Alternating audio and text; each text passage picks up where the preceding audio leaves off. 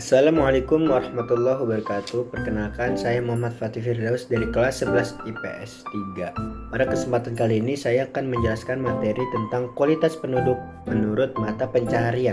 Kualitas penduduk adalah tingkat kehidupan penduduk yang berkaitan dengan kemampuan dalam pemenuhan kebutuhan seperti pangan, sandang, perumahan, kesehatan, dan pendidikan. Manusia selalu senantiasa berusaha untuk memperbaiki kualitas hidupnya. Salah satunya adalah meningkatkan kualitas pendidikan, kesehatan, mata pencaharian, dan lain-lain. Pada tahun 1975, jumlah angkatan kerja Indonesia ada sebanyak 49 juta, dan tahun 1985 menjadi 63 juta, dan pada tahun 2000 menjadi 89 juta. Proyeksi pertambahan angkatan kerja antara 1975 sampai 1985 sebesar 14 juta dan dalam tahun 1985 sampai tahun 2000 sebesar 26 juta. Tentu saja hal ini memerlukan perhatian khusus. Akibat pertambahan penduduk yang tinggi, maka jumlah angkatan kerja tidak seharusnya dapat terserap. Bahkan, semakin ketatnya persaingan tenaga kerja, maka angkatan kerja muda yang merupakan tenaga kerja kurang produktif pun ikut bersaing.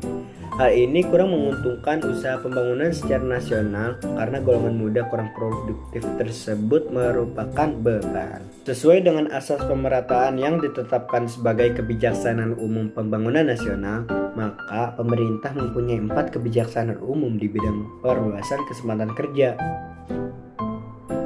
Yang pertama, kebijaksanaan di bidang ekonomi dan sosial. Di bidang ekonomi dilakukan kebijaksanaan yang mencakup fiskal, moneter, dan investasi yang dapat menumbuhkan kesempatan kerja. Sementara di bidang sosial dilakukan kebijaksanaan kependudukan untuk mewujudkan keluarga kecil yang sehat dan sejahtera atau keluarga kecil bahagia. Yang kedua, kebijaksanaan sektor produksi. Di berbagai sektor diusahakan terciptanya perluasan kesempatan kerja dan peningkatan produksi. Ketiga, ada kebijaksanaan regional. Kebijaksanaan daerah adalah kebijaksanaan untuk mengerahkan tenaga kerja dan daerah yang berlebihan ke daerah yang membutuhkan. Misalnya melalui AKAD, yaitu antar kerja antar daerah, AKL, antar kerja lokal, bahkan diusahakan pengiriman tenaga kerja luar negeri melalui AKAN, yaitu antar kerja antar negara. Yang terakhir ada kebijaksanaan khusus.